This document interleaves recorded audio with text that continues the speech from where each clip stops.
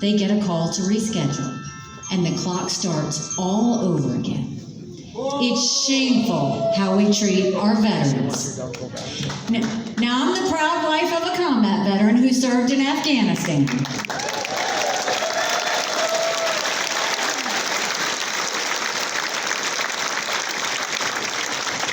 And when Michael came home to us, that was a lot of prayers answered. But that was the easy part. When we got home, life got hard. He couldn't hear loud noises. He couldn't be in crowds. Life had passed him by for that year that he was gone, and the transition was tough. We can't just love our men and women when they're gone. We gotta love them when they come back home, too. Amen.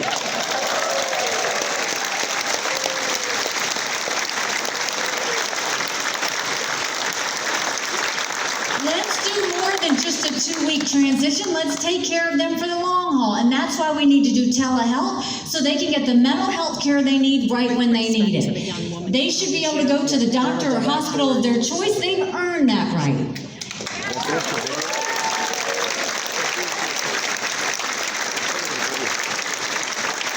And I think the best way to deal with VA health care, I think every member of Congress should have to get their health care from the VA, and you watch how fast they'll get.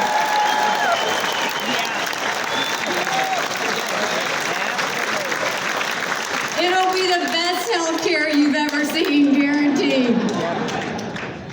And then, speaking of military, let's talk about national security. The world is on fire, literally. You've got a war in Europe. You've got a war in the Middle East. You've got China basically cyber attacking our infrastructure. You've got North Korea testing intercontinental ballistic missiles capable of hitting the U.S.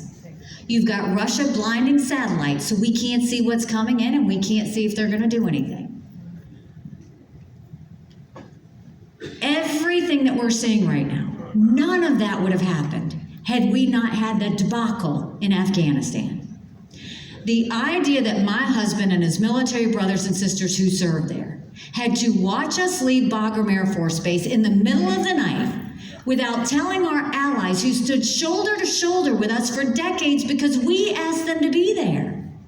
Think about what that said to our friends. More importantly, think about what that said to our enemies. This is a time where we need a leader with moral clarity. Amen.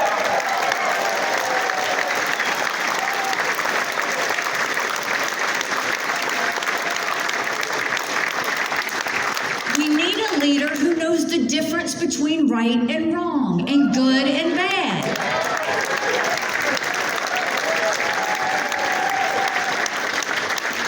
And I'll point you back to something Donald Trump said over a week ago in South Carolina.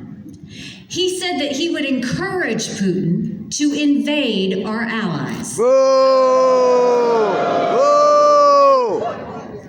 Now think about that for a second. Donald Trump's going to side with a thug where 500,000 people have been wounded or killed because Putin invaded Ukraine. Donald Trump's going to side with a dictator who kills his political opponents. Donald Trump's going to side with a madman who arrests American journalists and holds them hostage. Donald Trump's going to side with Putin, who's made no bones about the fact that he wants to destroy America. And he's choosing Putin over our allies who stood with us after 9/11. Traitor! Traitor! In that moment, he made our allies more vulnerable. He emboldened Putin, and he put our military service members who were serving there at risk. All because he went off his teleprompter.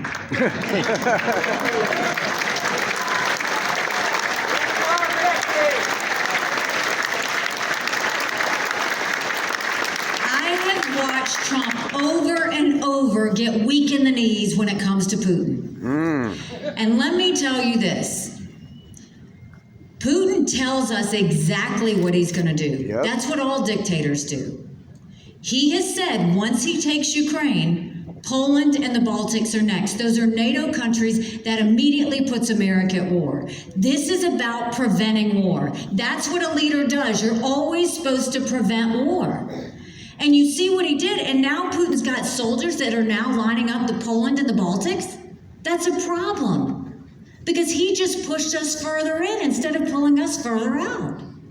And I'm telling you now, they're also going into this, do we support them or do we support securing the border? Securing the border is priority number one. Yeah. But they're lying to you. If we supported Ukraine, if we supported Israel against terrorism, if we secured the border, all of that is less than 20% of Biden's green subsidies. A president and Congress should always choose preventing war. A president and Congress should always choose protecting Americans, period. Yeah.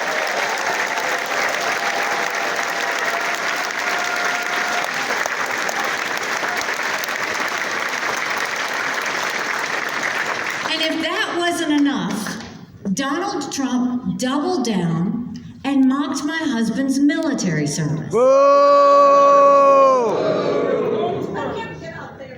Now, right? Apparently he had bone spurs. Look, Michael and I can take it. When you're in politics, it's open season. We can take it. But you mock one member of the military, you're mocking every member of the military. Yep.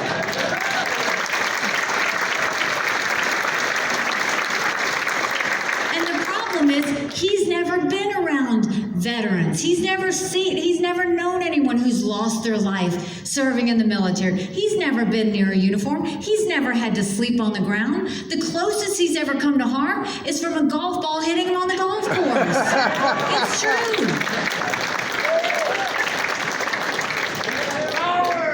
So we know what we need to do with national security.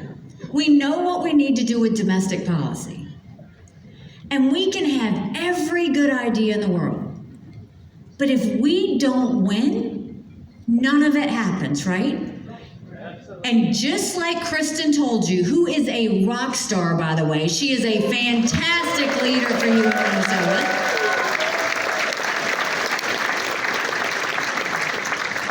Look at all these early states that have voted. Yes, Donald Trump won them. I give him that. But he lost 40% of the Republican primary vote in all of the early states. You can't win a general election if you can't take on that 40%. And instead of bringing people in, he's pushing people out. And so the biggest issue is we need a candidate who can win a general election.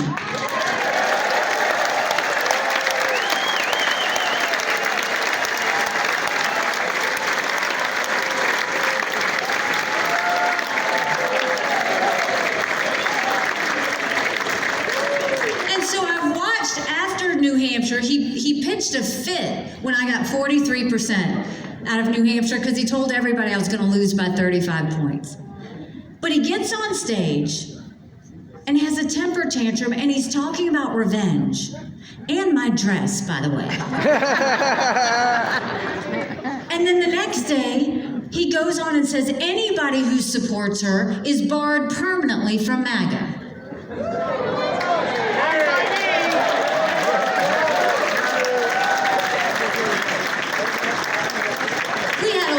With that, so we sold t-shirts that said barred permanently. I see one back there.